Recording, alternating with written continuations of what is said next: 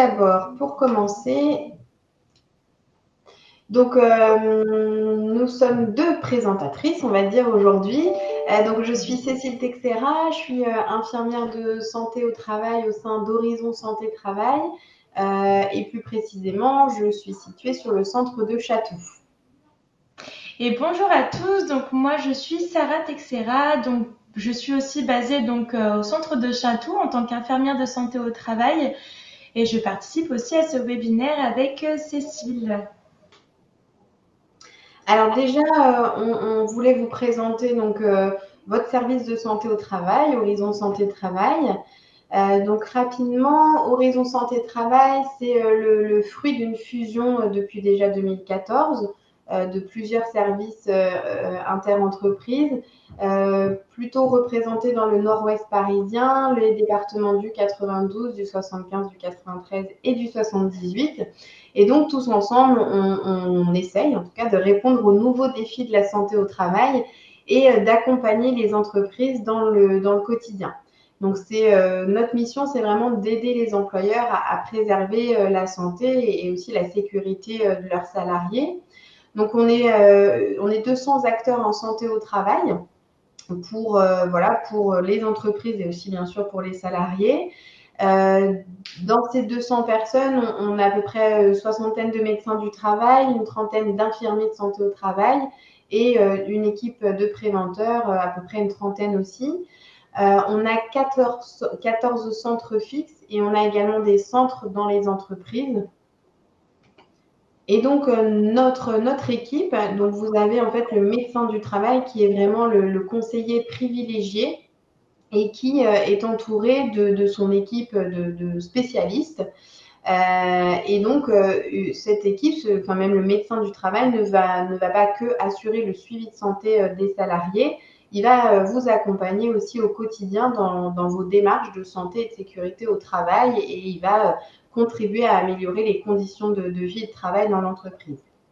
Donc cette équipe de spécialistes, elle est composée d'infirmiers de santé au travail, d'assistantes médicales, d'un service maintien en emploi, d'ingénieurs, donc comme je vous disais, de toute une équipe de préventeurs, donc qui est composée d'ergonomes, de psychologues du travail, d'ingénieurs hygiène, sécurité, environnement, d'assistantes de prévention. Le médecin, il est épaulé aussi d'assistantes sociales et d'une psychologue clinicienne.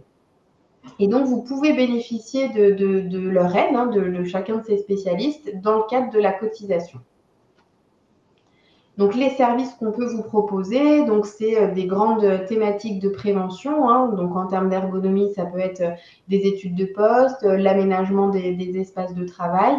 On peut aussi travailler avec vous sur les risques psychosociaux ou les TMS ou les accidents du travail. On peut vous aider dans tout ce qui est obligations juridiques, aide au reclassement, dans tout ce qui est maintien en emploi. Et puis voilà, plein d'autres risques professionnels comme les risques routiers ou les risques chimiques. Et puis aussi tout ce qui est travail de nuit, alimentation, sommeil, addiction. Donc toutes ces prestations, elles sont vraiment comprises dans le cadre de votre cotisation annuelle. Ça n'engendrera pas de coûts supplémentaires. Pour en bénéficier, il ne faut pas hésiter à en parler à votre médecin du travail ou à votre interlocuteur habituel. Et puis, on essaiera de répondre le plus possible à vos besoins. Donc, pour retrouver toutes ces informations, ces outils ou des conseils, vous pouvez aller consulter notre site internet, horizonsantétravail.fr. Nous sommes également présents sur les réseaux sociaux, LinkedIn, Twitter ou YouTube. Et puis dessus, donc sur le site internet, vous pouvez retrouver tous nos fascicules, toutes nos thématiques, également le journal trimestriel Ligne d'Horizon, des newsletters, des replays de nos webinaires ou des vidéos pédagogiques. Alors du coup, pour vous présenter donc ce webinaire sur le thème de la nutrition, nous allons parler donc dans un premier point donc sur l'alimentation et les besoins nutritionnels. Dans une deuxième partie, les bienfaits de l'activité physique. Puis, nous parlerons de la faim, de la satiété et du rassasiement. Dans une quatrième partie, nous parlerons de la prise de poids et du régime. Puis, nous finirons par quelques conseils et un résumé pour une dernière partie. Donc voilà, donc dans cette première partie, nous parlerons donc de l'alimentation et les besoins nutritionnels. Donc déjà, quels sont nos réels besoins nutritionnels? Donc s'alimenter est un besoin en fait vital, intuitif. Donc reste un besoin, en fait, ça reste un besoin vital de toute façon pour tous les individus. On ne s'alimente pas en fait de la même manière selon chacun. Donc chaque individu en fait, selon ses coutumes, selon sa culture, selon son éducation, s'approprie son besoin. Mais notre corps, par contre, a des besoins nutritionnels en fait de base. Il ne faut pas donc les supprimer. C'est le sucre, les matières grasses, le sel, les protéines que je vais vous détailler justement juste après pour chaque partie. Donc le sucre, c'est quoi? Donc ça apporte en fait de l'énergie déjà. Donc 50 à 60 grammes de sucre ajouté par jour suffisent. Ça correspond en fait à 10 à 12 morceaux de sucre. Par contre, faire surtout attention à l'excès de sucre qui peut être responsable en fait de surpoids et de risque de développer un diabète par exemple. Et c'est souvent caché aussi le sucre derrière, voilà, on le sait, les sodas, les viennoiseries, la confiture, les plats cuisinés industriels. Et voilà, petit conseil aussi, c'est estimer aussi la quantité de sucre ajouté qu'on le retrouve, que vous mettez dans le café, dans votre thé, dans les produits laitiers par exemple. Et privilégier aussi les sucres complexes qu'on le trouve dans les féculents, le pain complet par exemple. Ensuite, il existe aussi différents types de sucre. Donc seul le glucose, le sucre simple, est indispensable en particulier à notre cerveau. Donc les matières grasses, ça apporte en fait de l'énergie et participe au bon fonctionnement de tous les organes. En fait, ça permet les transports des vitamines liposolubles. Par contre, pareil, l'abus de matières grasses mène au surpoids aussi, au risque de maladies cardiovasculaires. Par contre, il est nécessaire de consommer de la matière grasse chaque jour. Par exemple, 10 à 20 grammes de beurre par jour, ça contient de la vitamine A. Et on peut aussi cuisiner avec de l'huile, par exemple 2 cuillères à soupe maximum, qui correspond à 20 grammes par jour. Par contre, faire attention, le beurre par exemple et l'huile peuvent être cachés ou d'autres matières grasses dans les viennoiseries, dans la charcuterie, dans le fromage, etc.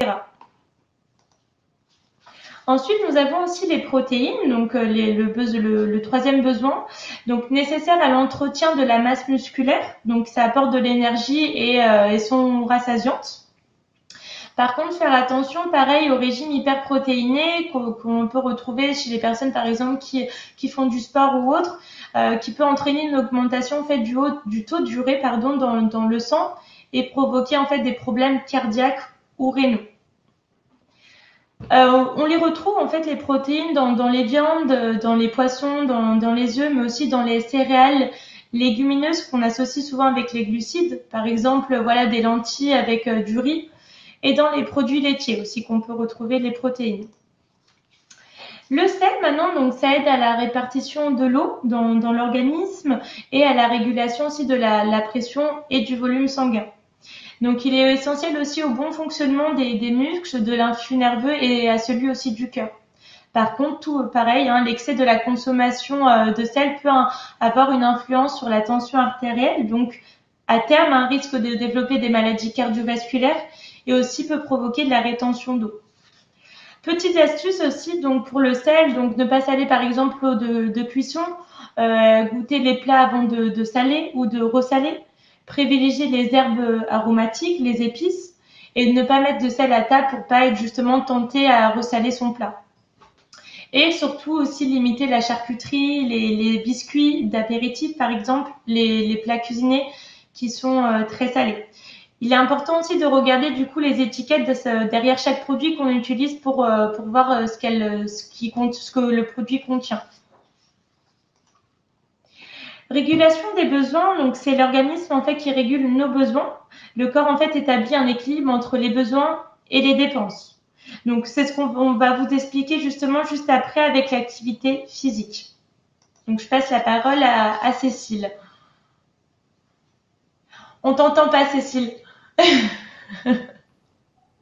Pardon.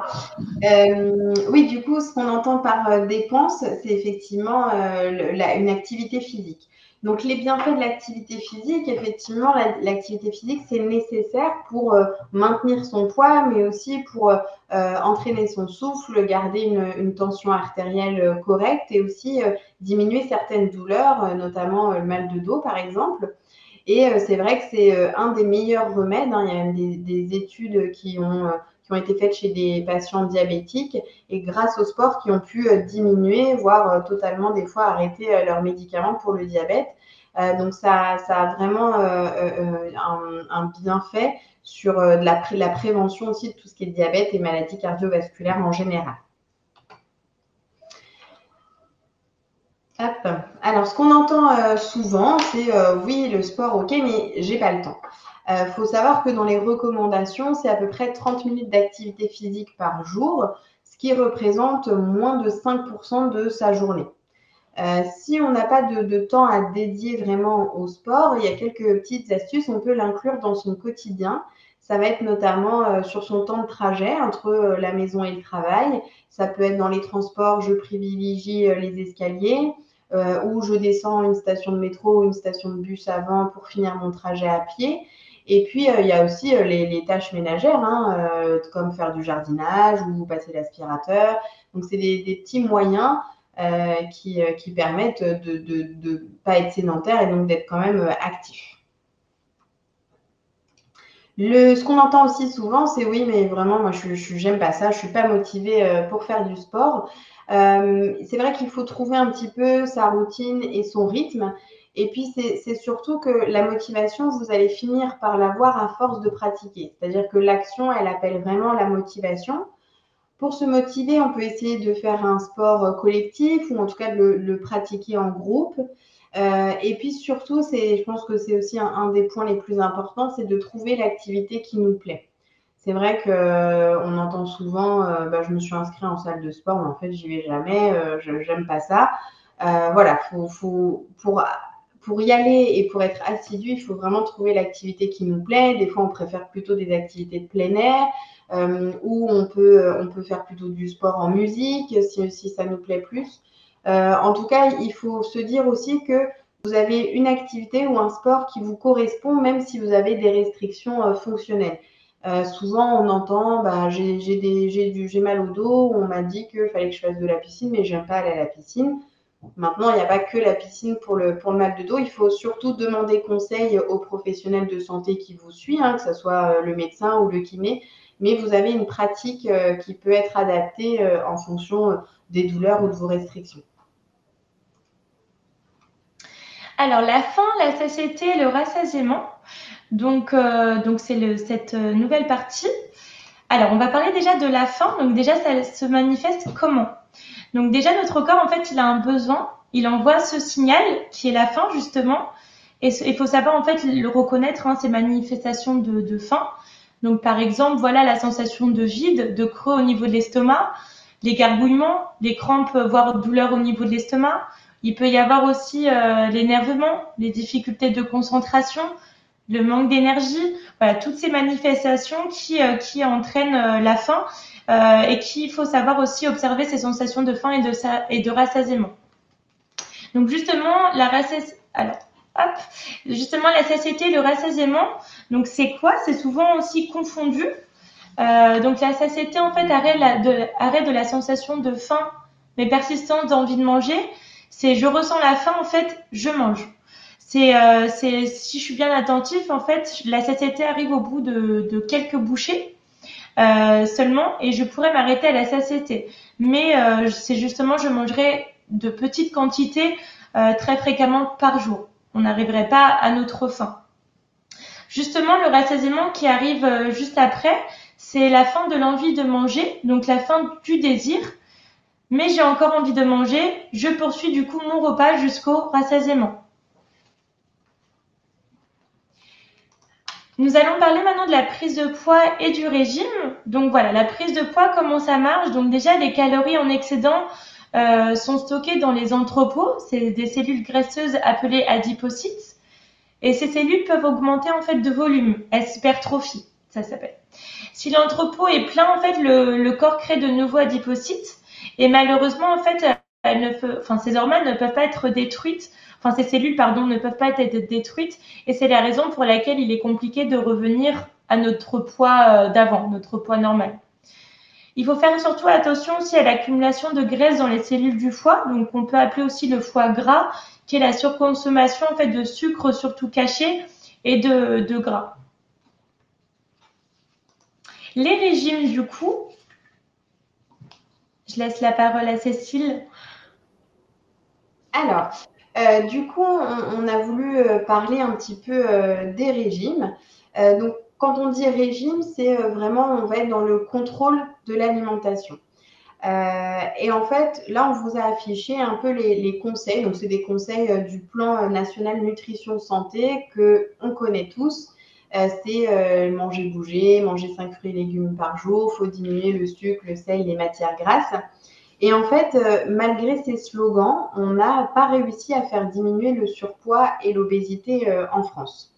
La prévalence de l'obésité chez l'adulte, elle a augmenté de près de 17% et celle du surpoids à hauteur de 32%. Donc, ce plan, il a plutôt échoué dans ses objectifs et on va un peu aussi vous démontrer pourquoi par la suite. En fait, déjà, donc comme je vous le disais, un régime, c'est être dans le contrôle de l'alimentation et souvent, on s'interdit des aliments. Donc là, on vous a exposé deux assiettes. Une assiette donc avec un steak frites et un peu de sauce. Cette assiette fait 100 grammes. Et une deuxième assiette avec un cabillaud vapeur riz basmati. Cette assiette fait 200 grammes. Et pour autant, en fait, ces deux assiettes vont vous apporter le même nombre de calories, à savoir 312. Donc, ce qu'on veut vous démontrer par là, c'est qu'en fait, c'est pas la nature de l'aliment, c'est-à-dire que c'est pas le steak frites qui fait grossir, mais tout est une question de quantité.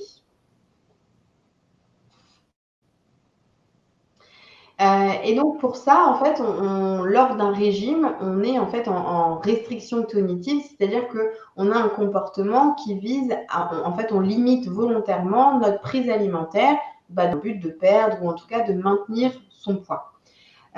Et en fait, quand on est au régime, comme je vous le disais, on s'interdit des aliments. En fait, notre cerveau finit par associer l'alimentation à un sentiment en fait de privation.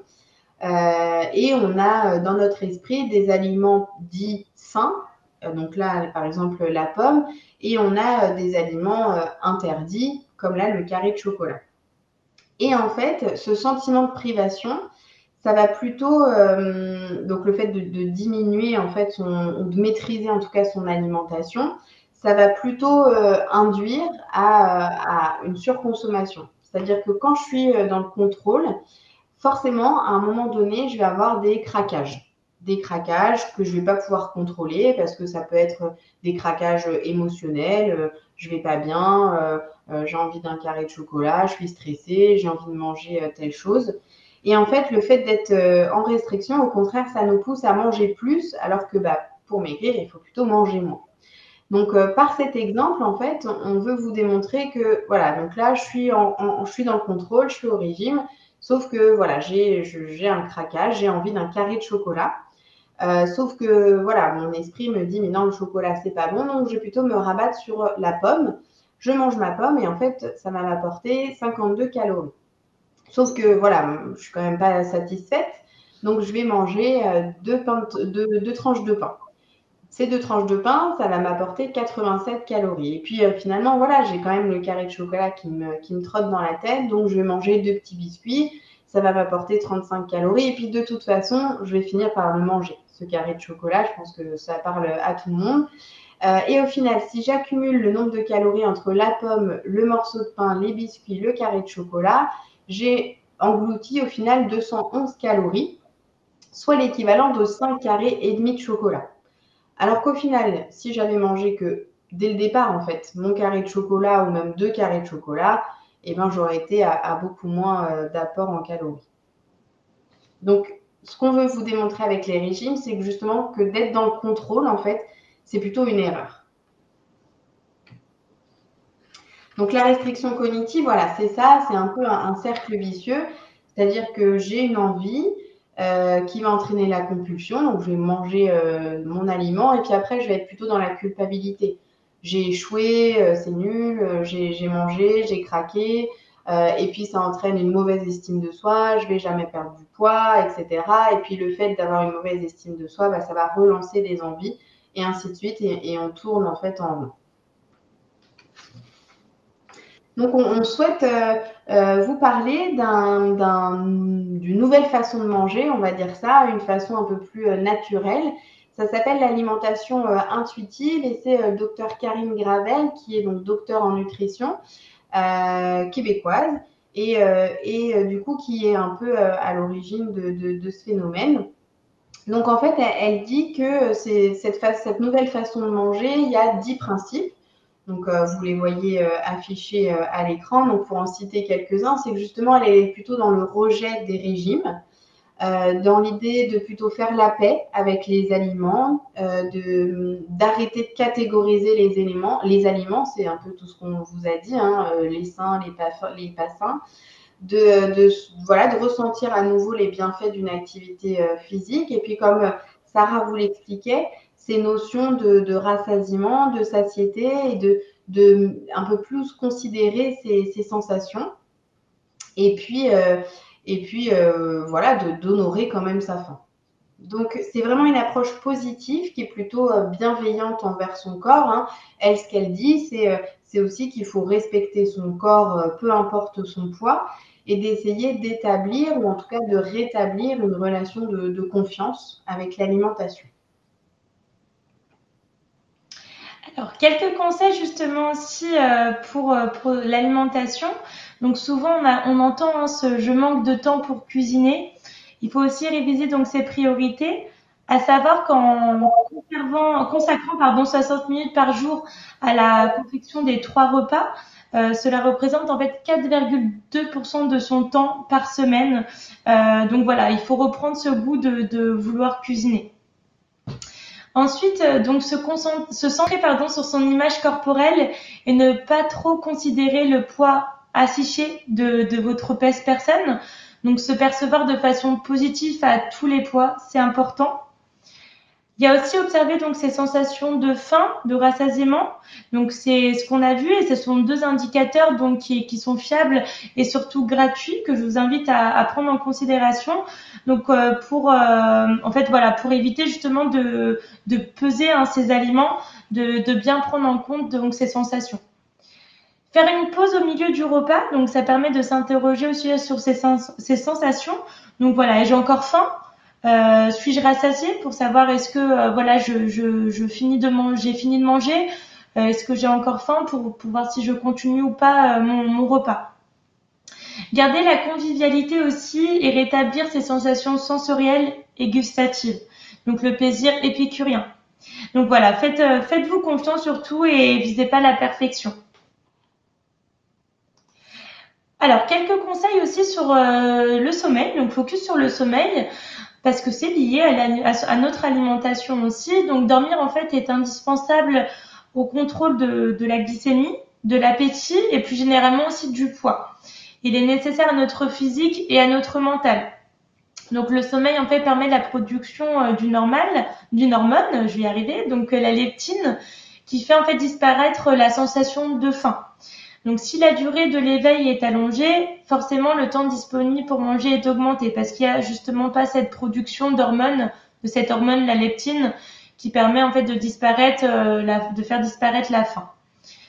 L'insomnie aussi provoque une fatigue qui est souvent responsable aussi d'une baisse d'activité physique, donc de sport par exemple, et de grignotage. On va moins avoir envie en fait de cuisiner parce qu'il y aura cette fatigue, l'accumulation de cette fatigue due à cette insomnie. Et donc, voilà, les grignotages sont présents, sont plus présents. Hop, donc, en résumé, maintenant. Voilà, donc pour résumer, donc il faut vraiment être de ces sensations alimentaires et donc voilà, d'essayer de bannir un petit peu tout ce qui est régime amaigrissant. Il faut savoir que 86 à 94% des personnes qui ont suivi ce type de régime reprennent du poids avec même un bonus de 10%. Donc finalement, en fait, faire la guerre aux aliments, c'est plutôt, ça semble plutôt favoriser en fait un gain de poids à long terme. C'est sûr que sur le moment, on va perdre du poids, on va être satisfait. Mais voilà, quelques années après, et c'est vrai qu'on le voit nous un peu lors de nos entretiens, les personnes reprennent beaucoup plus de poids derrière. Donc il faut vraiment voilà, être à l'écoute de ses sensations alimentaires et s'il y a 3 mots à retenir, c'est vraiment plaisir, attention, sécurité. Donc plaisir, c'est voilà, se faire plaisir, pas forcément manger mais déguster. Manger en attention, donc c'est-à-dire faire attention à sa sensation de faim, de rassasiement, comme le disait Sarah, faire une pause au milieu du repas en se disant est-ce que j'ai encore faim? Et puis de manger aussi en sécurité, c'est-à-dire voilà, de ne pas se dire oh là là, mais qu'est-ce que je suis en train de manger? Le steak frites, ça va pas du tout. Donc voilà, de faire la paix avec les aliments. Donc je ne sais pas si vous avez des questions sur cette présentation. Alors, les résultats de la méthode intuitive. Alors, comme je le disais, comme c'est canadien, je ne suis pas sûre qu'en France, ça soit encore très, très développé. Et puis, qui date de quand? Il faudrait que je revérifie. Mais je pense que ça date déjà d'une dizaine d'années au Québec. Vous pouvez, le docteur Gravel a un blog qui est très, très intéressant. Vous pourrez le retrouver en tapant docteur Karine Gravel. Et elle vient de sortir un livre qui n'est pas facile à se procurer, je crois, parce que justement commercialisé au Québec, mais je pense qu'on arrive quand même à se le commander. Et elle vient de ressortir un livre là sur l'alimentation intuitive.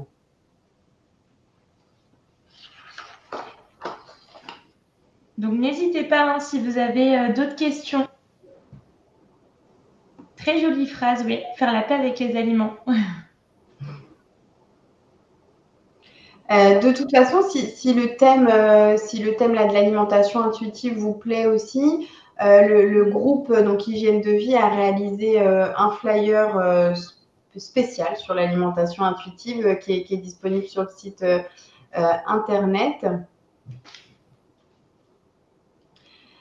Alors, je vais vous l'écrire, le nom du médecin. Alors, si les régimes ne fonctionnent pas, comment faire pour maigrir?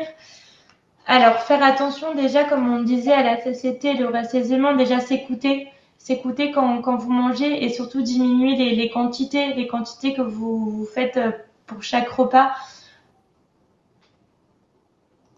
Enfin, je ne sais pas si Cécile, tu as une autre... Alors, si les régimes ne fonctionnent pas, comment faire pour maigrir? Alors, c'est vrai que nous, on est plus... Enfin, ce qu'on a voulu vous montrer, c'est qu'effectivement, les régimes, ça ne fonctionne pas. Enfin, c'est ce qu'on vous a expliqué dans le webinaire, c'est-à-dire que d'être dans la restriction, d'être dans le contrôle, à long terme, en fait, c'est pas ce qui est le plus bénéfique. Après, vous pouvez toujours vous faire accompagner par une diététicienne, etc. Il faut souvent quand même l'associer à une activité physique. C'est que souvent, voilà, on réduit les apports, mais en même temps, on n'augmente pas les dépenses. Donc après, faut vraiment pas hésiter à en parler à votre médecin. Il y a des suivis diététiques qui peuvent être mis en place, mais ça, je suis assez d'accord. Les régimes, nous, c'est un peu ce qu'on a voulu vous faire montrer, démontrer, c'est qu'à long terme, ça fonctionne pas. Et même sur les slogans manger, bouger, limiter, manger 5 fruits et légumes par jour, on a bien vu que ça a été plutôt un échec parce que ça n'a pas du tout fait diminuer le surpoids ou l'obésité en France. Alors, manger peu mais souvent. Combien souvent? Alors après, tout le monde peut y aller un peu de son conseil. Je pense que c'est ce qu'on vous expliquait. Alors, vous pouvez manger peu, mais souvent, mais ça, en fait, vous allez vous arrêter à la notion de satiété. C'est-à-dire que c'est ce que vous expliquait Sarah. Ça, c'est vraiment la satiété. C'est vrai que quand on a très faim, si vous pourrez essayer, là, à l'heure de midi, vous avez très faim, vous arrivez à table. Et en fait, si vous faites très attention, au bout de 2-3 bouchées, en fait, la faim s'arrête. Mais ce n'est pas pour autant que vous allez être rassasié. Donc, vous pouvez vous arrêter à ce stade-là de la satiété. Et c'est effectivement là le fait que vous mangerez de petites quantités un peu tous les jours. C'est ça. Après, souvent, le problème, c'est que si vous vous arrêtez à la satiété, la faim va revenir un peu plus rapidement que si vous étiez rassasié. Après, ça dépend des individus. Vous pouvez à nouveau avoir faim 2 heures après ou 3 heures après, mais ce n'est pas forcément normé, en fait. C'est ça, se faire des belles assiettes, mais moins remplies. C'est ça. Et c'est vrai que la présentation des assiettes, c'est très important. C'est vrai que ça joue beaucoup. Alors, après 2 mois d'aquagym, j'ai pris 2 kilos. C'est du muscle. Alors, c'est possible que vous soyez musclé. Si vous avez en tout cas gardé le même rythme, pour manger, par exemple, si vous n'avez pas mangé plus ou que la quantité reste pareille, oui, c'est possible que ça soit du muscle. Hein. Généralement, c'est plus ça. Et effectivement, voilà, manger lentement, déguster.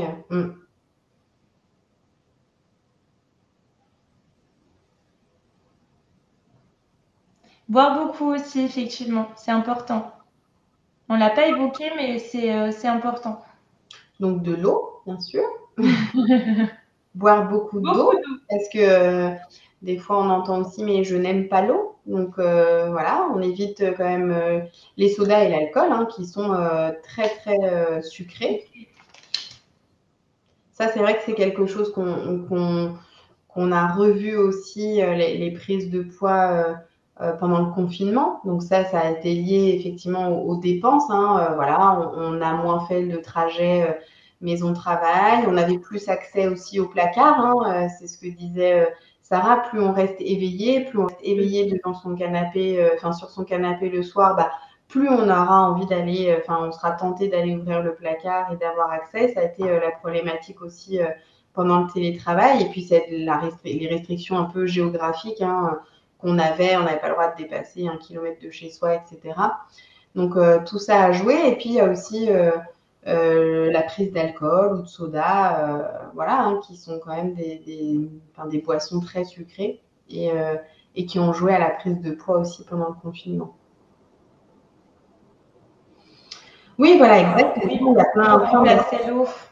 a plein d'astuces.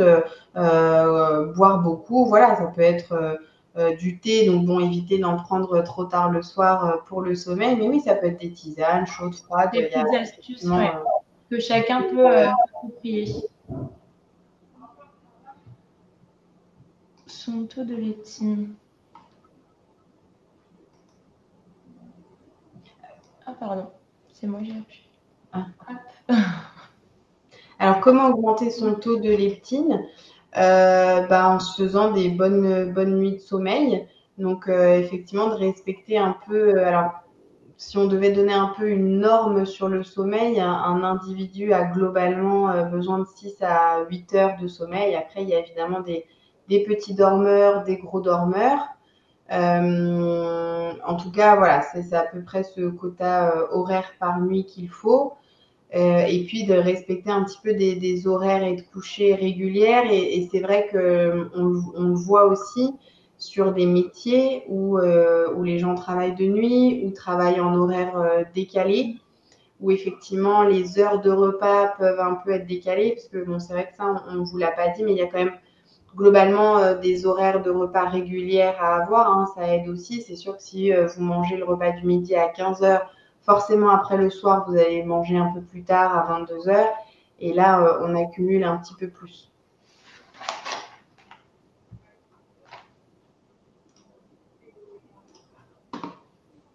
Alors, ajouter de la leptine, alors ça, je ne peux pas vous dire. Je ne sais pas, docteur Duguay. Comment peut-on ajouter de la leptine? Y a-t-il un On peut chercher et puis on vous transmettra l'information.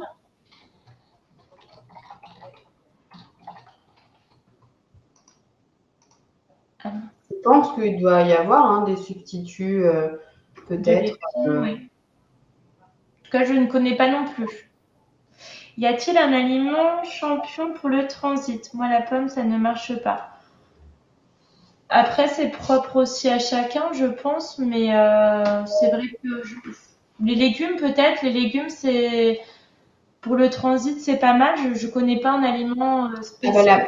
ouais, c'est ça en fait pour le transit, c'est beaucoup les légumes, tout ce qui est blé complet, c'est aussi beaucoup boire et de l'activité physique. Mais l'hydratation joue beaucoup sur le Ouais. transit. Il faut vraiment voilà, augmenter votre quantité d'eau. Et puis, c'est vrai, quand on est plutôt sédentaire, ça facilite moins le transit. Donc, voilà, essayer d'avoir un peu plus d'activité. Eh bien, je ne le savais pas, le jeûne Ouais. intermittent favoriserait la Le jeûne lecture. intermittent favoriserait la leptine. Est-ce que vous avez d'autres questions? Donc, le webinaire hein, sera mis en replay sur notre chaîne YouTube. Et puis, voilà, vous pouvez retrouver tous nos fascicules hein, sur nutrition ou sommeil sur notre site internet. Et merci à vous, en tout cas, d'avoir participé à ce webinaire.